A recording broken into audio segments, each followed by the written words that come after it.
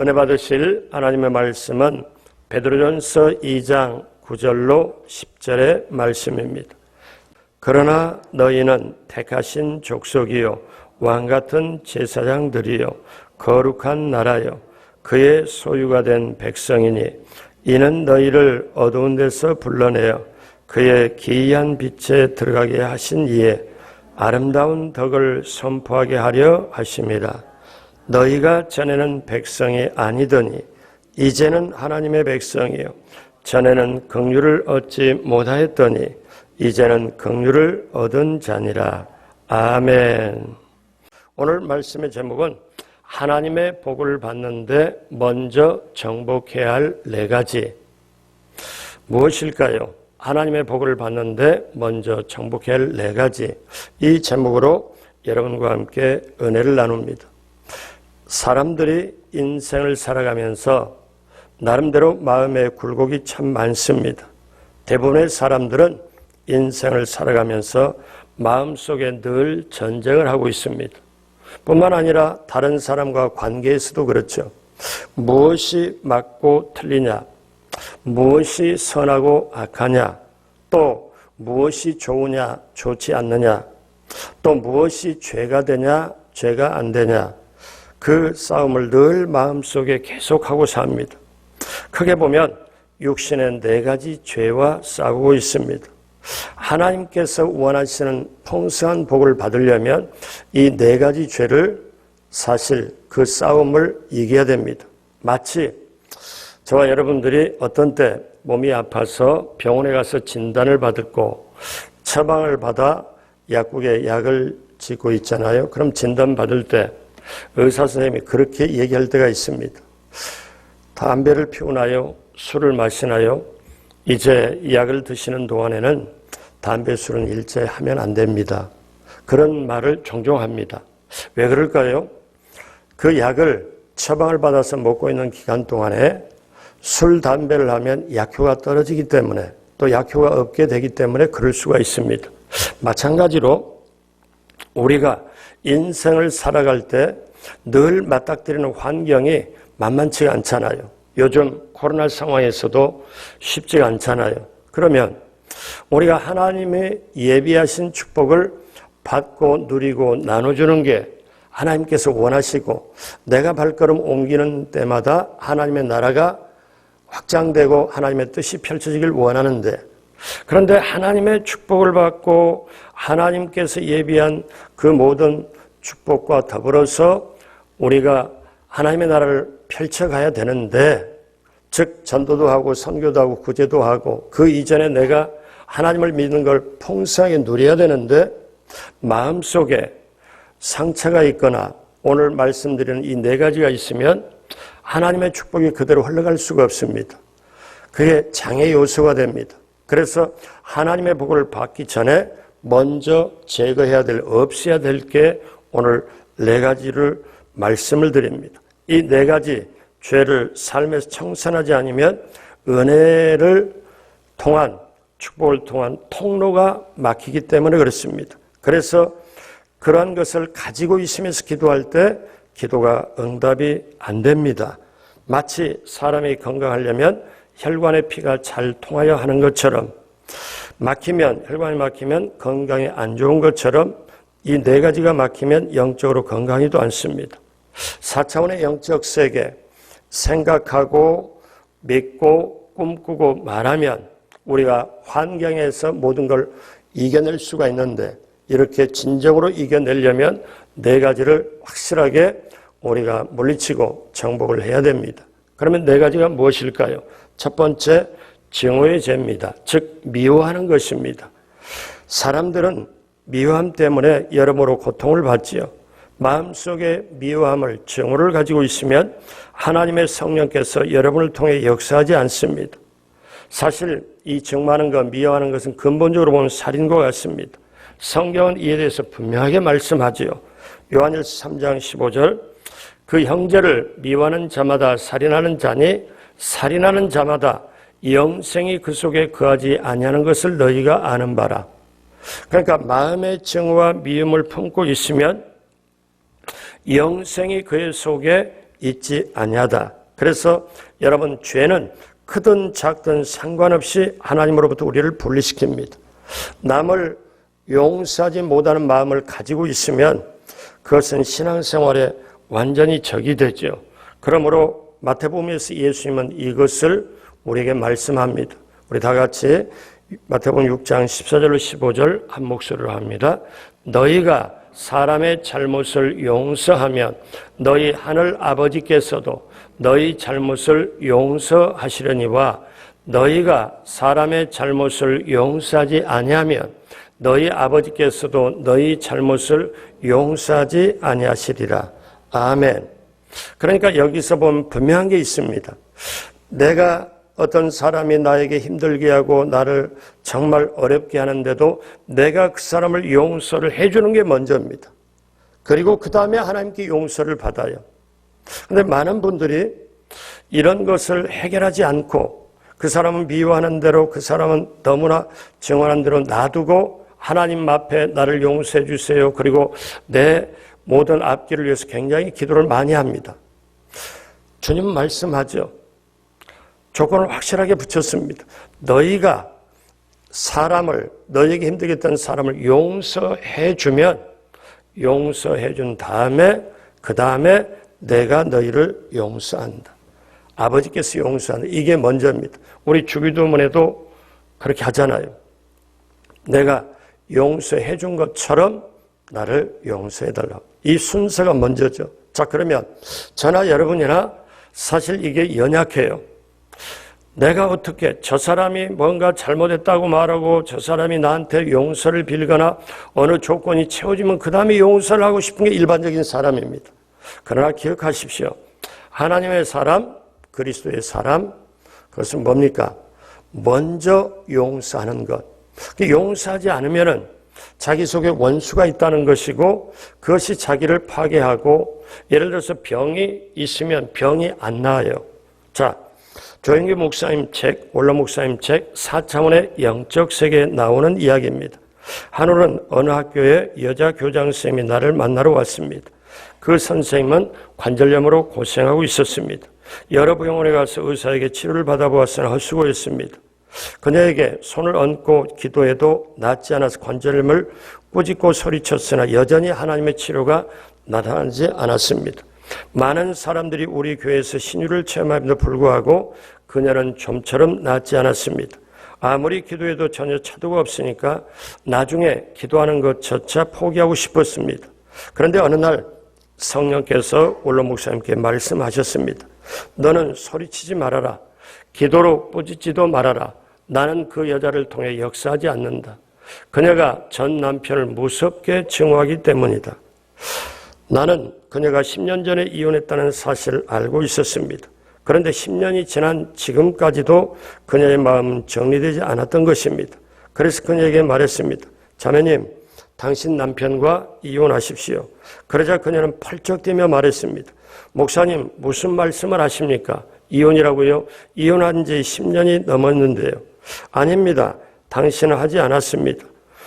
그녀가 아닙니다. 했어요 하고 주장합니다. 그래서 목사님이 다시 말씀하지요. 예, 물론 법적으로 이혼했지요.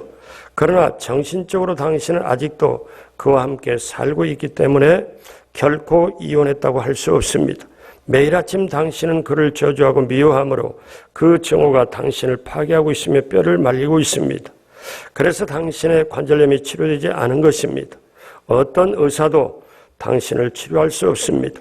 그러니 관절염을 치료받기 원한다면 먼저 당신 남편을 용서하고 사랑하는 마음으로 그를 위해 축복하십시오. 그랬더니 그녀가 항변을 했습니다.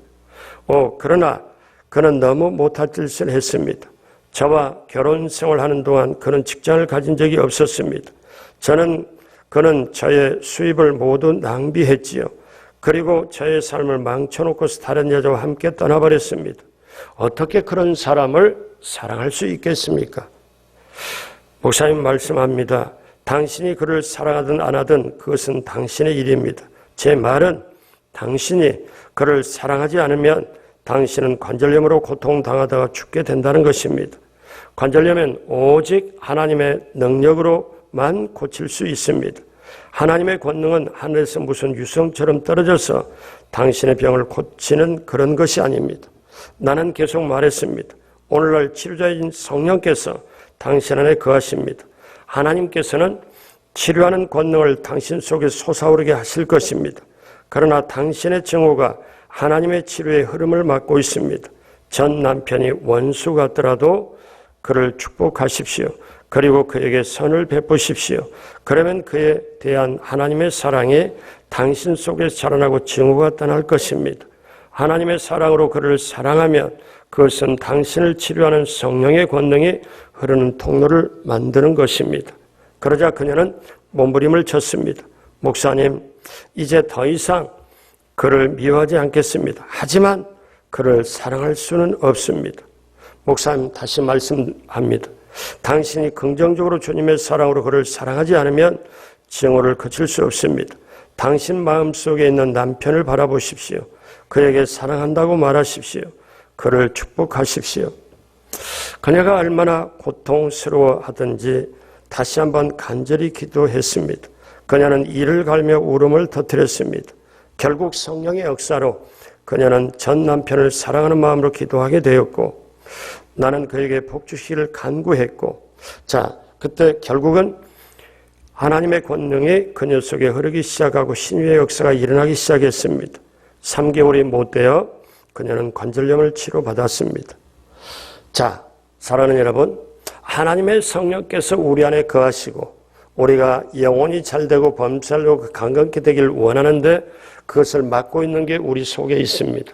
근데 이것도 우리의 힘으로가 아니고 성령의 도움받아 용서를 할 수 있고 여러분 마음속에 원수가 있다면 얼마나 힘들겠어요. 심령이 상하게 되고 뼈까지 상하게 됩니다. 그러므로 우리가 기억할 것은 뭐냐?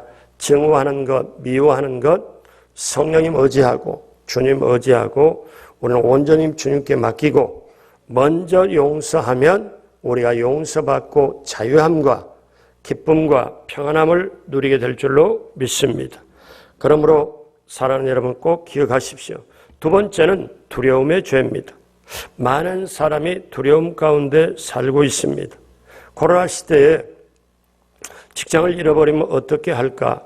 모두가 사업하는 사람도 힘들다고 하는데 그때 잘못되면 어떡하지? 그러다가 건강이 무너지면 어떻게 하지? 많은 사람들이 눈에 보이는 것, 그것 때문에 생각에 생각을 꼬리를 물다가 즉 염려, 근심, 걱정을 가지고 있다가 그것이 나중에 뭘로 변하냐면 계속 그걸 가지고 있으면 그 다음에 두려움으로 변합니다.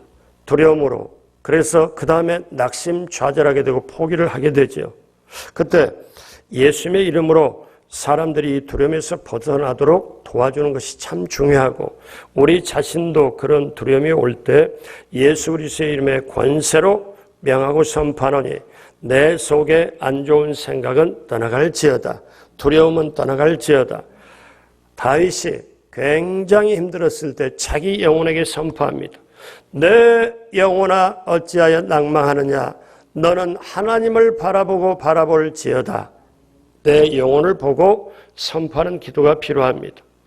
이 내용 4차원의 영적 세계에 나오는 내용이죠. 조영기 원로 목사님이 고등학교 2학년 때 일입니다. 어느 날 아침 생물 시간에 내장과 뼈로 가득 찬 알코올병을 가지러 학습 자료실에 간 일이 있는데 거기서 그 모양을 보고 매우 놀랐습니다. 그날 생물 선생님께서 결핵에 대해 가르치시면서 뭐라고 말씀하시냐면 결핵에 한번 걸리면 내장과 뼈들이 이 병 속에 보이는 것처럼 흐물흐물해져서 남은 생애를 그릇채로 보내게 된다고 얘기를 했습니다. 그래서 그 선생님이 결핵이 그 당시에 얼마나 위험한 병인가를 가르친 후에 다음과 같은 말로 수업을 마쳤습니다. 선천적으로 결핵에 걸릴 가능성이 높은 사람들이 가끔 있다. 좁은 어깨와 긴 목을 가진 사람이 비교적 결핵에 걸리기 쉽다. 그 말을 듣고 학생들이 전부 다 자기 목을 다 들이빼고 내가 이렇게 목이 기냐 어깨가 좁냐 이렇게 그런데 그렇게 학생들이 다 하는데 원로 목사님 그때 고등학교 2학년 시절에 주위에 다 둘러보고 이리 둘러보니 자신의 목이 가장 길더라는 거죠. 그래서 나는 당장에 결핵에 걸릴 것 같은 생각이 들었습니다. 순간 두려움이 나를 엄습했습니다. 집에 돌아와서도 거울 앞에서 오후 내내 목만 바라보았습니다. 그 당시는 결핵이 치료될 수 있는 특효약이 전혀 개발되지 않기 때문에 결핵에 걸리면 죽게 된다고 생각하는 것이 일반적이었습니다. 두려움이 마음속에 들어오자 그때부터 나는 분명코 결핵에 걸릴 것이라는 두려움 속에 순간순간 살게 되었습니다. 제가 18살이 되었을 때 두려워하던 대로 결핵에 걸렸습니다. 우리가 알 건 얼마나 진실된 고백이에요. 두려움이 있으면 마귀가 와서 사람을 치는 통로가 생긴다는 거예요. 그래서 두려움은 뭐냐? 사실 부정적인 믿음입니다. 여러분 꼭 아셔야 돼요. 이스라엘 백성의 12지파의 지도자들이 그 가나안 땅의 40일 주야를 정탐하고 와서 우리가 들어갈 땅이 어떤 땅인지 다 알아보고 오너라. 이게요, 오늘날 우리하고 똑같습니다. 그게 옛날 저 여호수아서에 기록된 말씀으로 되질 않아요. 무슨 얘기인가? 그러니까 이들이 똑같은 날, 똑같은 조건에, 똑같은 해 아래서, 똑같은 땅 위에서 12명이 돌고 와가지고 40일 동안 돌고 와서 보고 가기를 어떻습니까? 먼저 10사람은 그걸 보니까 성은 견고하고 사람들은 머리 하나둘이 더 있고 키가 크고 그 다음에 그 장수처럼 보이고 그러니까 환경을 보고 우리 자신을 보니까 너무너무 두려움에 사로잡힙니다. 그래서 두려움의 보고를 하죠. 어떠냐? 우리가 들어가면 그들에게 사로잡힌다. 우리는 포로로 잡히고 우리는 죽을 것이고 처자들은 노예로 살 것이다. 두려움에 붙잡힌 말을 계속합니다. 그러니까 두려움에 붙잡힌 말을 그대로 하니 그들은 갈 수가 없죠. 근데 2명 여호수아와 갈렙은 두려움이 아니고 하나님이 주신다는 말씀, 약속의 말씀을 딱 안고 말씀 통해서 바라보니까 두려움으로 바라보는 게 아니라 아니다. 하나님이 기뻐하시면 우리가 들어가고 하나님이 함께 하시면 우리가 능히 이길 수 있다. 하나님이 저들에게서는 떠났으니 저들은 우리의 밥이다. 밥은 우리가 먹고 힘을 내야 된다. 왜 그럴까요? 근데 이 똑같은 상황이 코로나 시대도 마찬가지입니다. 저와 여러분들이 천국까지 넉넉히 들어가면서 이 세상을 정복하고 살아갈 때는 두려움으로 갈 때는 그걸 못 갑니다. 그러나 하나님의 말씀, 약속의 말씀을 붙잡고 그 믿음 가지고 하나님이 하실 걸 선포하고 가면 반드시 어떻습니까? 두려움은 물러가고 낙심, 좌절도 물러가고 그 다음에 공포와 실망도 물러가고 우리는 가나안 땅을 넉넉하게 차지하게 될 줄로 믿습니다. 그러므로 사랑하는 여러분, 우리가 꼭 알아야 합니다. 제가 글을 읽다가 엘비스 프레슬리 옛날에 팝의 황제라고 엄청나게 지구촌의 가장 넘버원이라고 그 당시에. 그런데 이 엘비스 프레슬리가 그렇게 세계적으로 인기가 많았는데 그가 술을 먹고 꼭 하는 말이 있습니다. 그 속에 두려움이 있었던 거죠. 자기 어머니가 42살에 세상을 떠났기 때문에 술을 먹고 난 다음에 꼭 뭐라고 말하냐면 나도 어머니 따라 가야 되는데 그러다가 결국 42살에 갔습니다. 사랑하는 여러분, 오늘 저와 여러분들이 가지고 있는 두려움이 뭔가요? 기억하십시오. 두려움을 가지고 있으면 사실 실제로 두려워하는 일이 일어나는 걸 기다리는 것과 마찬가지입니다. 그래서 성경 잠언 10장 24절에 같이 보죠. 악인에게는 그의 두려워하는 것이 임하거니와 같이 합니다. 의인은 그 원하는 것이 이루어지느니라. 의인은 그 원하는 것이 이루어지는 거라. 그렇게 되길 주님의 이름으로 축복합니다. 바울 사도가 에베소 말씀에 뭐라고 정말 귀한 말씀이냐면 4차원적인 언어를 선포했어요. 우리의 구하는 것이나 구하는 것 기도죠. 구하는 것이나 생각하는 것에 넘치도록 능히 하실 하나님. 그러니까 내가 기도하는 것이나 내가 생각하는 것에 더 넘치도록 능하게 엄청나게 해주신 하나님. 그러니까 오늘 내 생각을 디자인하고 내 속의 생각을 디자인하고 형태를 잡고 그것이 밖으로 모양으로 나오는 게 내 속에 있는 생각이 디자인돼서 밖으로 소리쳐서 나오는 게 말이거든요. 그러니까 우리가 생각하고 믿고 꿈꾸고 말하는 것, 이 4차원 요소가 얼마나 중요한지 이것이 바로 우리 인생을 만들어냅니다. 사랑하는 여러분, 그러므로 우리가 꼭 알아야 될 것은 두려움은 하나님의 역사를 결코 이뤄내지 못한다.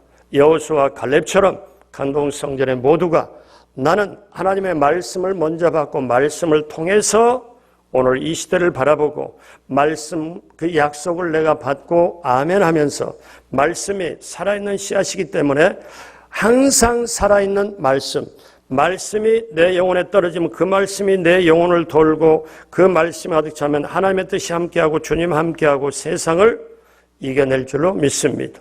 두려움을 정복하게 되길 주님의 이름으로 축복합니다. 세 번째, 열등감의 죄가 있습니다. 여러분, 많은 사람들이 열등감을 가지고 살기 때문에 계속 좌절합니다. 오늘날 저는 사역을 하면서 20년 이상을 내적주의 사역을 겸해서 하고 있습니다. 그럼 많은 분들이 옛날에 상처 때문에 그 다음에 열등감 때문에 하나님이 주신 축복을 누리지를 못해요. 마치 햇빛은 쪼이고 있는데 햇빛을 받고 건강히 하는 게 아니라 음지에 햇빛이 안 드는 곳에 움츠리고 앉아있는 것처럼 그렇게 됩니다. 무엇이 그렇게 만들까요? 열등감이.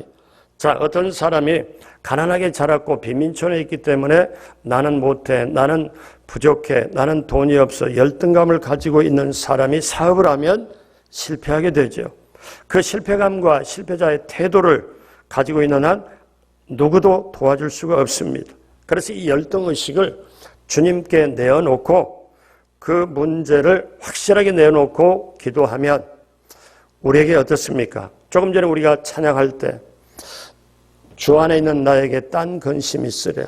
그러면 전날의 한숨이 변하여 나의 기도가 되었고 어떻게 그렇게 됩니까? 속에 있는 상처, 열등감 모든 것을 주님 앞에 내놓고 그러면 기도로 그걸 바꿔지는 거. 그러면 하나님이 역사하시고 길이 생깁니다. 그러면 열등감이 뭘까요?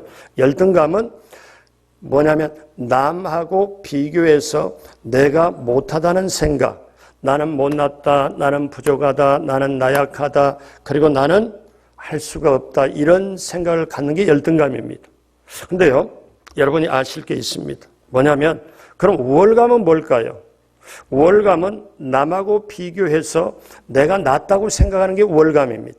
근데요, 우리 한국에 있는 분들은 보통 열등감은 어떻게든지 치료받아야 돼 하고 생각을 하지만 우월감은 치료받는다고 생각을 안 합니다. 근데요, 본질적인 내적 치유의 입장에서 보면은 우월감이나 열등감이나 똑같습니다. 여러분, 정말 공부 잘하는 아이들이 좋은 학교 가서 자살률이 종종 있잖아요. 왜 그럴까요? 못하는 애들은, 공부 못하는 애들은 절대 어떠냐? 그렇게 신경 안 씁니다. 왜? 열등감이 있으면, 그러니까 내가 적은 학교에서 전교에서 1, 2등 하고 우월감을 엄청 가졌는데 아주 좋은 대학에 들어가서 보니까 나보다 많은 사람이 몇백 명 이상이 딱 됐을 때 자기가 무너져 버립니다. 열등감은 남하고 비교해서 못하다. 우월감은 남하고 비교해서 낫다. 근데 열등감도 우월감도 한 뿌리에서 나옵니다. 그게 뭐냐면 남하고 비교해서 나오는 거거든요. 비교가 없다면 어때요? 상품은 비교의 대상이지만 작품은 비교의 대상이 아닙니다. 저와 여러분이 우리는 과거의 인류사에 현재 앞으로 미래에도 이 지구촌에도 인류의 역사에 하나님의 역사에 오직 하나밖에 없는 하나님의 독특한 아름다운 작품인 줄 믿으시면 아멘 하시겠습니다. 그러니까 하나님의 독특한 작품, 자, 그렇기 때문에 그걸 안다면, 깨닫는다면, 그게 믿어진다면 우리는 열등감에서 벗어날 수 있습니다. 이스라엘 초대 왕 사울은 열등감을 가졌기 때문에 사실 그는 늘 사람을 의식하고 결국 패망하게 됩니다. 사람을 의식하다 보니까 없어도 있는 체하고 몰라도 아는 체하고 약해도 강한 체하고, 그럼 이런 인생을 살면 남의 인생을 사는 거예요. 자기 인생이 없는 거죠. 여러분, 많은 사람들이 남의 말을 많이 하고 삽니다. 여러분, 그것은 그 속에 들어가면 열등감이 있기 때문에 남의 말을 많이 하지요. 남의 말을 많이 하는 것은 남의 인생을 사는 거예요. 그런데 사람들이 그걸 몰라요. 속에 정말 자기를 위해서 다듬고 오는 사람 자기 말 몇 마디 하기도 쉽지가 않거든요. 그런데 어떻습니까? 남의 말을 하고 살아요. 기억하십시오. 우리 주님은 우리 안에 계시면서 우리에게 능력을 주시고 우리를 승리하기를 원합니다. 빌립보서 4장 13절 다 같이 한 목소리로 합니다. 내게 능력 주시는 자 안에서 내가 모든 것을 할 수 있느니라. 아멘. 할렐루야. 그렇게 되시길 주님의 이름으로 축복합니다. 마지막 네 번째, 죄의식의 죄입니다. 즉 죄책감의 죄입니다. 많은 사람들이 또한 죄의식 때문에 고통받고 있습니다. 이 죄의식, 죄책감은 그리스도인이 하나님과 더불어 활동적으로 일하기 위하여 정말 없애야 될 것입니다. 죄책감으로 고통받고 있는 한 그것은 하나님의 원천이 그를 통해 흐르는데 장애가 됩니다. 어떤 분은 아무한테도 말할 수가 없는데 결혼 전에 소파 수술을 해가지고 그것 때문에 누구한테도 말은 못하는데 늘 속에 한쪽에 있어가지고 힘들게 되는 것도 있고, 어떤 분은 상처 때문에 그 상처를 벗어나지 못하고 있어서 그게 우울증으로 돼버린 그런 분도 있고. 그런데 여러분 아셔야 돼요. 사람들은 큰 죄를 지어야 지옥 가는 것 그렇게 알고 있지만 아닙니다. 작은 죄라도 지옥에 갑니다. 사람들 나름대로 다 죄를 짓고 살지요. 누구한테도 고백을 못할 죄도 있을 수 있습니다. 죄가 있고 그 죄에 대한 죄책감이 있으면 축복이 같이 있을 수가 없습니다. 여러분 이 자리에 지금 우리 새벽에 전등불로 밝게 지금 밝혀놓고 지금 예배를 드리고 있잖아요. 그러면 반을 딱 잘라가지고 여기는 하얗게 빛이 있고 반 딱 잘라서 여기에 어둠이 있다. 이거는 있을 수가 없습니다. 그러니까 우리 마음속에 죄책감이 덮어버리면, 죄책감을 가지고 있으면 어떠냐? 밝은 게 들어올 수가 없어요. 밝은 게 사로잡든지 어둠에 사로잡든지 둘 중에 하나입니다. 우리가 교육자들도 마찬가지예요. 사역을 하면서도 내 마음속에 이런 죄책감이나 죄의식이 그런 게 있다면 온전하게 사역할 수 없고, 성도님들도 마찬가지로 온전하게 하나님의 축복을 못 봅니다. 자, 우리가 복음성가에 이런 찬송이 있죠. 똑바로 보고 싶어요. 똑바로 보고 싶어요. 왜? 그러면 그것은 어떻습니까? 뭔가 제대로 하고 싶은데 똑바로 보고 싶어요. 똑바로 하고 싶어요. 그게 안 돼서 그 속에 내면의 갈등을 고백하는 거잖아요. 그런데 그 고백이 어떠냐? 이게 사실은 영적인 거 그대로 똑같게 전개되거든요. 그러므로 우리가 알아야 됩니다. 그러면 하나님은 저와 여러분들을 어떻게 보느냐? 간단하게 보면 이제 오늘 결론적으로 가면서 이 말씀을 더 알기를 원하는데요. 죄를 자녀가 지으면 부모가 자녀를 바라보는 시각하고 남들이 자식을 바라보는 것하고 완전히 다릅니다. 내 자식이 죄를 지으면 남들은 어떻게 그럴 수 있느냐 이렇게 하고 정죄하고 판단하고 심판하고 그렇게 합니다. 그러나 부모는요, 그 죄를 덮어주려고 생각하고 그 죄를 어떻게 하면 남들이 알지 원하지 않게 그렇게 생각하고, 부모는 어떠냐면 죄보다도 남들은 내 자식의 죄를 엄청나게 크게 보고 좋은 점은 하나도 안 보이지만 부모는 죄는 덮어주고 죄는 이렇게 해주면서 내 자식이 소중하고 귀하고 내 생명보다 귀하고 잘하는 것이 더 부모에 가득 차 있습니다. 마찬가지로 오늘 이 시대를 살아가는 저와 여러분들, 하나님이 저와 여러분을 어떻게 볼 것이냐? 마귀가 와서 죄를 짓게 만들고 마귀가 와서 우리를 힘들게 하고 두려움이나 죄책감이나 열등감이나 모든 것에 사로잡혀서 정상적으로 하나님의 축복을 받지 못하게 한다면 하나님 아버지는 우리를 어떻게 우리를 보느냐 이거예요. 굉장히 중요한 겁니다. 베드로전서 2장 9절로 10절 오늘 본문의 말씀인데, 하나님이 나를 바라보는 관점, 하나님이 나를 바라보는 중심이 여기에 있습니다. 다 같이 함께 합니다. 그러나 너희는 택하신 족속이요 왕 같은 제사장들이요 거룩한 나라요 그의 소유가 된 백성이니 이는 너희를 어두운 데서 불러내어 그의 기이한 빛에 들어가게 하신 이에 아름다운 덕을 선포하게 하려 하심이라. 너희가 전에는 백성이 아니더니 이제는 하나님의 백성이요 전에는 긍휼을 얻지 못하였더니 이제는 긍휼을 얻은 자니라. 아멘. 하나님이 우리를 보실 때, 우리 주님이 보실 때는 놀랍잖아요. 주님께 속한 백성이고 거룩한 나라요 정말 아름다운 주님의 덕을 선포하게 하시려. 그리고 솔직하게 말씀하잖아요. 너희가 전에는 내 백성이 아니었다. 근데 이제는 나의 하나님 백성이고 전에는 긍휼을 얻지 못했더니 이제는 긍휼을 얻은 자니라. 기억하십시오. 저나 여러분이나 하나님의 은혜로 긍휼로 걸어가는 것입니다. 보십시오. 잘났든 못났든 능력이 좋든 안 좋든 예쁘든 안 예쁘든 몸이 좀 성하든 안 성하든 종착역은 똑같아요. 종착역은 똑같이 이 세상을 떠나야 돼요. 그러면 이 세상을 떠날 때 그때 우리가 모든 것이 사실 눈을 보게 나타나는데 문제는 그 다음에 영원한 세상이 이어진다는 거예요. 그러면 오늘 이 시대에 코로나 때문에 힘들고 염려하고 이렇게 있지만 육신의 4가지 죄, 우리는 미워함, 두려움, 열등감, 죄책감, 이것이 내 속에 있으면 이게 어둠이라, 이것이 하나님의 축복을 온전하게 받을 수 없으므로 우리가 최초의 우리 생각을 디자인하고 생각하고 믿고 꿈꾸고 말하고 무엇을 오늘 베드로전서 2장 9절로 10절에 내 신분이 이거다. 뭐 죄가 좀 있어도 어떤 죄가 있어도 큰 죄 작은 죄 예수님의 보혈로 다 씻음 받고 나는 우리 주님 보실 때 정말 택하신 족속 왕 같은 제사장 거룩한 나라요 정말 소유가 된 백성이고 그래서 어두운 데서 불러내어 하나님의 나라 하나님의 뜻을 펼치기에 정말 귀한 아름다운 덕을 선포하게 하려고 저와 여러분들을 이렇게 하나님의 백성을 삼았다.